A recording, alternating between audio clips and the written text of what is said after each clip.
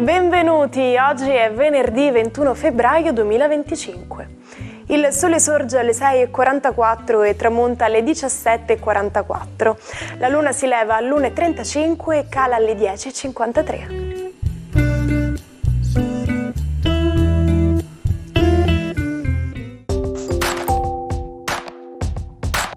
Oggi si celebra Sant'Eleonora. Il nome Eleonora deriva da Eleos, che in greco vuol dire compassione, quindi compassionevole. Il 21 febbraio di ogni anno si celebra la Giornata internazionale della lingua madre. Proclamata dalla Conferenza Generale dell'Organizzazione delle Nazioni Unite per l'Educazione, la Scienza e la Cultura, l'UNESCO, nel novembre del 1999, si tratta di una ricorrenza per promuovere la diversità linguistica e culturale ed il poliglottismo. La data intende commemorare il 21 febbraio 1952, in cui alcuni studenti furono colpiti e uccisi dalla polizia a Dhaka, la capitale dell'attuale Bangladesh, mentre manifestavano per il riconoscimento della loro lingua, il bengalese, come una delle due lingue nazionali dell'allora Pakistan. Le lingue madri, in un approccio multilinguistico, sono fattori essenziali per la qualità dell'istruzione, che è alla base dell'emancipazione di donne e uomini e delle società in cui vivono. Questo è quanto dichiarato da Irina Bokova, direttrice generale dell'UNESCO dal 2009 al 2017. Auguri a Tiziano Ferro, che oggi compie 45 anni. Il cantautore che ha conquistato l'Europa con Perdono e che ha venduto oltre 20 milioni di dischi nel mondo è uno dei nomi più importanti della musica italiana e internazionale. Poliglotta e versatile, ha collaborato con grandi artisti di ogni genere e ha ricevuto numerosi premi e riconoscimenti. Dal 2021 è anche membro della giuria dei Grammy Award. Festeggia oggi anche Caterina Balivo, per lei le candeline sono 45. La conduttrice ed ex modella si è classificata terza a Miss Italia nel 1999 e ha fatto parte del team di Uno Mattina e di Casa Rai 1, dove ha mostrato le sue doti di ballerina. Dal 2023 conduce La Volta Buona, il programma che ha preso il posto di Vieni da me, e Oggi è un altro giorno su Rai 1. Infine, Tedua compie 31 anni. Il rapper genovese, che ha avuto un'infanzia difficile, ha iniziato a fare musica con il collettivo Wild Bandana e ha raggiunto il successo con Orange County Mixtape, che ha visto la partecipazione di artisti come Sfera Ebbasta, Gali e Ercomi. Dopo un periodo di pausa è tornato alla ribalta nel 2023 con La Divina Commedia, un album che ha ottenuto il doppio disco di platino e che ha dominato la classifica dei singoli. Il simbolo di pace compie gli anni. Il 21 febbraio del 1959 il mondo era spaccato in due dalle superpotenze nucleari e un gruppo di giovani pacifisti inglesi scelse il disegno di Gerald Oldham, un artista che si era opposto alla guerra, per chiedere il disarmo nucleare. Oldham unì le lettere N e D, che stavano per disarmo nucleare, dentro un cerchio che rappresentava il mondo. Il simbolo della pace nacque così. Oldham non brevettò mai il suo logo, ma lo lasciò libero di essere usato da chiunque lo volesse. Oggi il disegno originale è conservato al Museo della Pace di Bradford, in Inghilterra. Ma sapete cosa si intende per energia di attivazione? Per avviare una reazione bisogna fornire l'energia di attivazione. È facile dal nome pensare a questa energia come ad un'energia necessaria per far sì che la reazione si attivi. Il processo è un po' come una collina che bisogna scalare per scendere dall'altra parte con lo snowboard o con gli sci.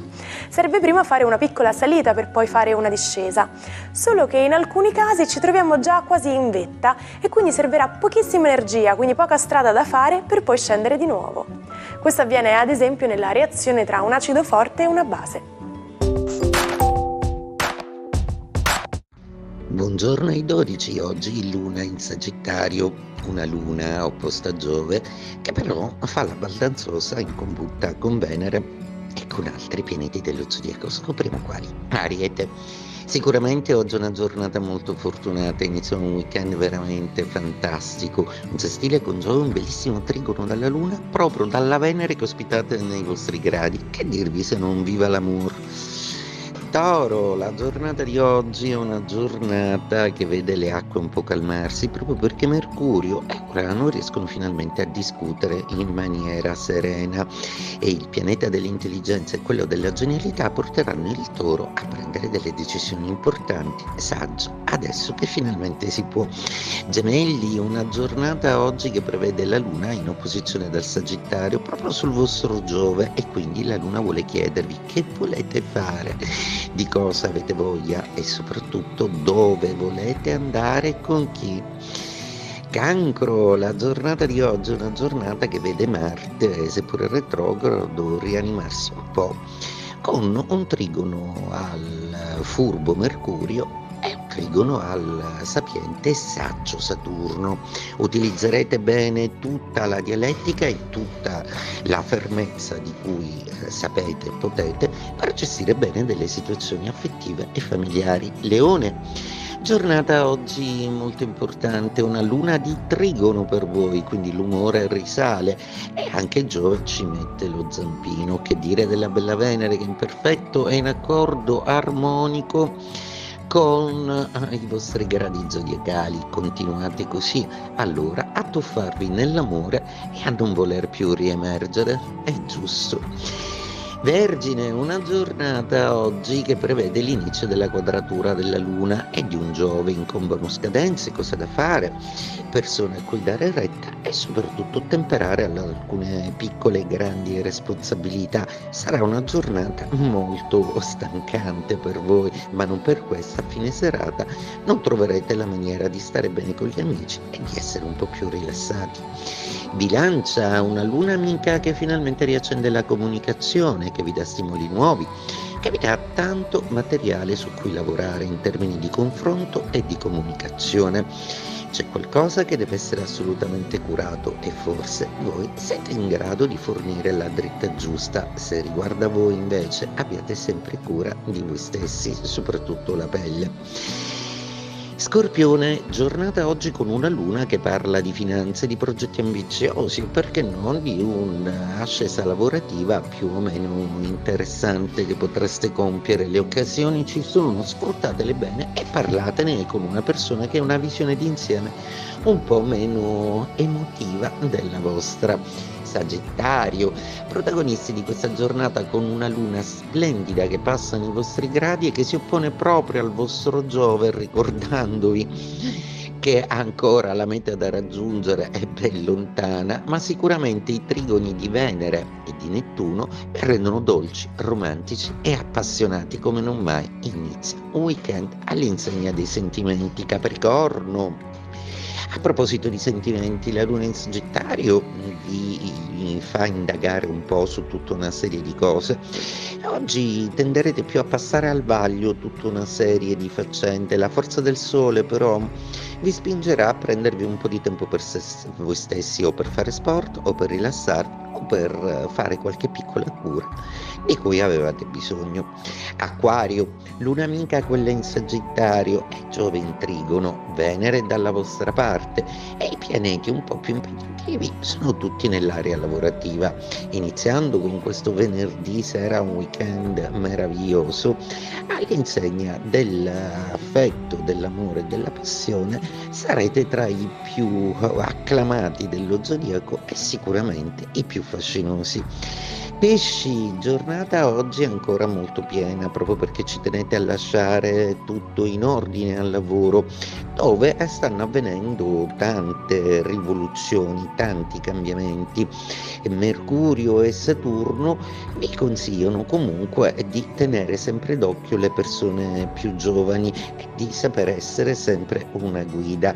Questo alla vostra vocazione salvifica sicuramente non farà difetto. La forza del sole comincia però a farvi desiderare dei paradisi lontani. Era il leader dei musulmani neri che volevano separarsi dai bianchi e difendere i loro diritti con la violenza. Era l'antagonista di Martin Luther King che invece predicava la pace e la non violenza. Ma dopo un viaggio alla Mecca cambiò idea e si avvicinò a un Islam più aperto e tollerante. Questo gli costò la vita. Il 21 febbraio 1965 3 sicari della sua vecchia setta lo freddarono a New York davanti ai suoi seguaci. Stiamo parlando di Malcolm X, il simbolo della resistenza nera, che morì come un martire e lasciò un messaggio di orgoglio e resistenza. Ma avete mai sentito dire che qualcuno sta aspettando Godot? Questa espressione viene da una famosa opera teatrale di Samuel Beckett, in cui due uomini aspettano invano l'arrivo di un misterioso Godot, che non si fa mai vedere. L'opera è un simbolo dell'assurdità della vita umana, che si consuma in un'attesa senza senso e senza fine. Quando si dice che si sta aspettando Godot, si vuole dire che si sta perdendo tempo in una situazione che non cambia mai, senza fare niente per migliorarla.